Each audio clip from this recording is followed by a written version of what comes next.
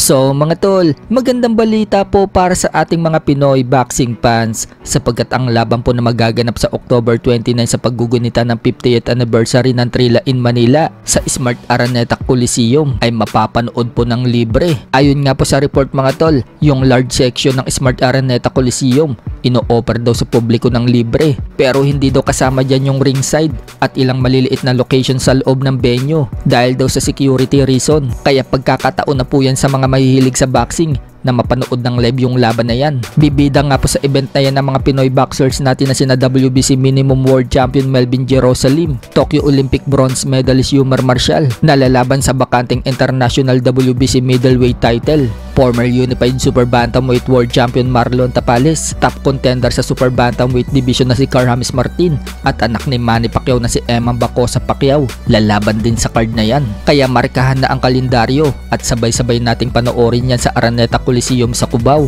Samantala, magkasama po ngayon nag-iensayo si Yumar Marcial at Carhamis Martin. So sana maipanalo po nila ang kanilang mga laban. Sa kabilang banda naman mga tol, Takuma Inoue versus Tenshin Nasukawa. Nasa final stage na daw ang negosasyon. Ayon sa report mga tol, paglalabanan ng dalawa ang WBC Bantamweight World title na ibinakante ni Junto Nakatani. Sa November na nga daw ang laban na yan. Hindi daw matatapos ang buwan na ito. Ia-announce daw ang full details ng laban na yan. Kaya paglalabanan nila ang titulong WBC dahil number 1 contender po itong si Tenshin Nasukawa sa WBC Bantam habang number 2 contender naman po itong si Takuma Inoue. So sino kaya ang mananalo sa dalawang Japanese? Uubra na kaya itong si Tenshin Nasukawa kay Takuma Inoue? Samantala, magbabalik na rin po sa ring si former world champion Danny Garcia sa November 18 sa Brooklyn. Pasado na po ang laban niya. Makakaharap niya itong si Daniel Gonzalez. Ang huling laban po ni Danny Garcia ay mula pa dito kay Arislan De Lara noong nakaraang taon. Natalo po si Danny Garcia via RTD sa round 9. Sa iba pang balita mga tol,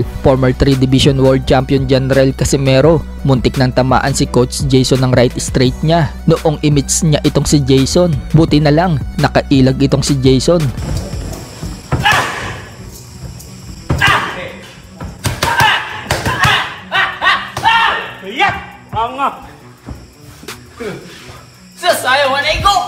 Sa isa naman pong video mga tol, mala super science po ang edit ng video ni Cuadro Alas. Ang bilis nga po niya, nagte-teleport si Casimero sa iba't ibang pwesto. Malakidlat po yan sa bilis. Sa ngayon mga tol, wala pa rin pong announcement kung kailan yung laban ni Casimero.